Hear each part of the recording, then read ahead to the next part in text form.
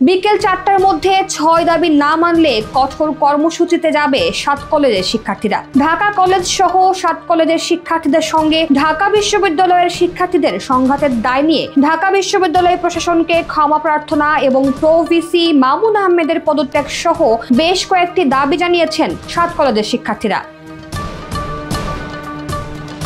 এসব দাবি জানিয়ে 4 ঘন্টার আলটিমেটাম দিয়েছেন তারা। একই সঙ্গে 26 জানুয়ারি দিবাগত রাতে হামলায় জড়িত পুলিশ সদস্যদের বিচারের দাবিও জানিয়েছেন তারা। বিকেল 4টার মধ্যে দাবি মানা না হলে কঠোর কর্মসূচি ঘোষণা করার কথা জানিয়েছেন শিক্ষার্থীরা। এর আগে 27 জানুয়ারি সকাল 9টা থেকে অবরোধ কর্মসূচি থাকলেও বেলা 11টার দিকে 7 কলেজের অন্তর্ভুক্ত ঢাকা কলেজের শিক্ষার্থীরা নিজ শিক্ষা প্রতিষ্ঠানের সামনে সড়ক অবরোধ করেননি। সংশ্লিষ্ট সড়কগুলো দিয়ে যানবাহন চলছে, তবে যানবাহনের সংখ্যা তুলনামূলক কম। বেলা 11টার দিকে নীলক্ষেত এলাকায় সড়কের দুই পাশে সারিবদ্ধভাবে পুলিশ সদস্যদের সতর্ক অবস্থানে থাকতে দেখা গেছে।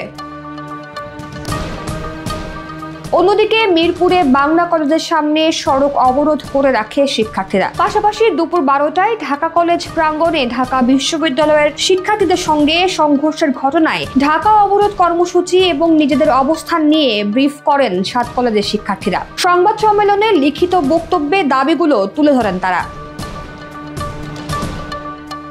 7 কলেজ ও ঢাবি শিক্ষার্থীদের সংঘাতের দায়ে ঢাবি প্রশাসনের ক্ষমা চাওয়া ও প্রো-ভিসি মামুন আহমেদের পদত্যাগ, ঢাকা কলেজ শিক্ষার্থীদের ওপর পুলিশের হামলার ঘটনায় অভিযুক্তদের শাস্তি, ইডেন ও বদরুন্নেসা কলেজ সহ 7 কলেজের নারী শিক্ষার্থীদের নিয়ে অশালীন আচরণের বিচার, 7 কলেজের ঢাবির সাথে সম্পর্ক ছিন্ন করে স্বতন্ত্র বিশ্ববিদ্যালয়ের রূপরেখা প্রণয়ন, উচ্চ পর্যায়ে মিটিং এর মাধ্যমে দ্রুত সমাধান, ঢাবি এলাকার রাস্তা জনসাধারণের জন্য উন্মুক্ত করা, এই 6 দাবি তুলে ধরেছে 7 কলেজের শিক্ষার্থীরা।